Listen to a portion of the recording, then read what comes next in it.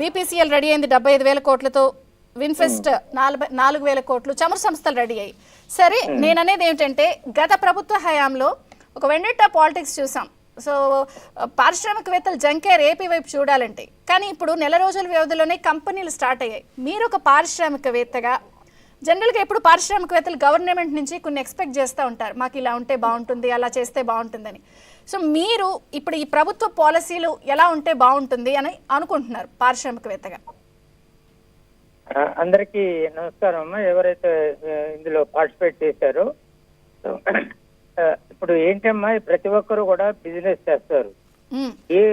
ఎవరైనా పెట్టుబడి పెట్టేటప్పుడు కనీసం వాళ్ళు ఒక 10% ప్రాఫిట్ ఎక్స్పెక్ట్ చేస్తారు. ఆ బిజినెస్ లో మనం ఏంటంటే ప్రతిదీ ఎవరైతే వ్యాపారం చేస్తారో వాళ్ళందరూ ఏంటంటే ఆఫీసర్స్ దగ్గర వాళ్ళకి పాజిటివ్ యాటిట్యూడ్ ఉండాలి. వాళ్ళ దగ్గర పాజిటివ్ యాటిట్యూడ్ ఉండాలంటే గవర్నమెంట్ అనేది ప్రాపర్ గా చేస్తున్నారు. ఇప్పుడు ఈ రోజుల్లో ఏదో ఒకటి కాంట్రాక్ట్ పిలిచేస్తారు. అది ఆ కాంట్రాక్ట్ పిలిచినప్పుడు బడ్జెట్ లో ఎలాంటి ప్రొవిజన్ అనేది ఉండదు, స్పెసిఫిక్ ప్రొవిజన్ లేకుండా వీళ్ళు ఇష్టం వచ్చినట్టు టెండర్స్ పిలవటం, ఆ తర్వాత వర్క్ చేయించుకోవటం, వాళ్ళ చుట్టూ తిప్పుకోవటం, ఆ బిల్లులు తెచ్చుకోవటానికి మాకు వచ్చే ఆఖరాకి వచ్చే ఏదైతే ఉందో అదంతా బ్యాంకులకు ఇంట్రెస్ట్ కట్టుకోవటం, ఆ తర్వాత ఈ మాకు క్రెడిట్ రేటింగ్ అంతా తగ్గిపోయి ఇలా మొత్తం అన్ని సంస్థలు నాశనం అయిపోయింది. ఎస్పెషలీ స్టేట్ రోడ్ ప్రాజెక్ట్స్ లో ఇది చాలా జరుగుతుంది. ఇప్పుడు అదే కనుక మనం national highway authority of India, central government work కి స్టేట్ గవర్నమెంట్ వర్క్ కి ఇదే డిఫరెన్స్. నేనమ్మా చేస్తూ 1973 నుంచి ఈ ఫీల్డ్ లో ఉన్నాను. 73 నుంచి ఈవెన్ ఒక 30 years వరకు కూడా there was a budget provision. అంటే ఎప్పుడైనా బడ్జెట్ సమావేశాల ముందు ప్రతి డిపార్ట్మెంట్ ని వాళ్ళు ఏం చేయదలుచుకున్నారు, వాటి కాస్ట్ ఏంటి, ఏది ఇంపార్టెంట్, ప్రతి కాన్స్టిట్యున్సీ వైజ్ లేదంటే చీఫ్ ఇంజనీర్ వైజ్ వాళ్ళు తెప్పించుకొని అది బడ్జెట్ లో ఇప్పుడు సపోజ్ రోడ్స్ కి ఇది ఇన్ని వేల కోట్లు ఇస్తున్నాము, దీని ఈ బడ్జెట్ మీరు ఫలాని ప్రయారిటీస్ ఏ రోడ్డు కావాలనేది చీఫ్ ఇంజనీర్ డిసైడ్ చేసి దేర్ వాజ్ ఎ ఆ బడ్జెట్ ప్రొవిజన్ ఉండేది.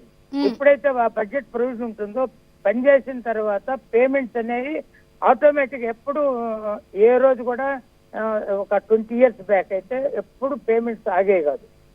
ప్రజెంట్ ఈ 20 years నుంచి ప్రతి స్టేట్ గవర్నమెంట్ ప్రాజెక్టు వీళ్ళకి అవగాహన లేదు. వాళ్ళు ఏదో పని చేయించుకోవటం, అసలు ఎవరి చేతన పని చేయించుకుంటే వాళ్ళకి పేమెంట్ ఇవ్వాలనే ఇది ఉండాలి ఎవరికైనా, గవర్నమెంట్ కానీ ఆఫీసులకు కానీ.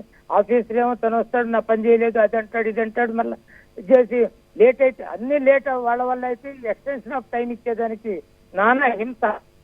ఇవన్నీ కూడా కొంత వేగంగా ఏదైనా ఒక గ్రీన్ ఛానల్, ఒక సింగిల్ విండో క్లియరెన్స్ లో ఒక బోర్డు ఏదో పెట్టి ఇవి కాన్సన్ట్రేట్ చేయాలంటారు. అదే అసలు మెయిన్ ఏంటంటే బడ్జెట్ ప్రొవిజన్ లేకుండా ఏ వర్క్ టేకప్ చేయకూడదు. అది ఫస్ట్ థింగ్. చేస్తే ఆ తర్వాత ఎవరి చుట్టూ ఎవరు తిరగకర్లా. ఈ రోజు పెద్ద పెద్ద కంపెనీలన్నీ నాశనం అయిపోయినాయంటే ఈ మొత్తం ఈ స్ట్రాటజీ. అంటే ఇప్పుడు ఏదైనా రోడ్డు వర్క్ పిలుస్తారు, రోడ్స్ తీసుకుంటే ఆ తర్వాత అక్కడ ల్యాండ్ అక్విజిషన్ ఉంటుంది. ఆ ల్యాండ్ అక్విజిషన్ కాదు, యుటిలిటీ షిఫ్టింగ్ కాదు, ఇవన్నీ దీని it will prolong. 2 years contract it will go up to 4 years and then payments ఇవ్వరు. Who is responsible? నేను ఒక చిన్న ఎగ్జాంపుల్ చెప్తానమ్మా. మేము 2005లో పోలవరం టెండర్ ఫస్ట్ మాకు వచ్చింది. ఓకే, మాకు మధుకానుకి వచ్చింది.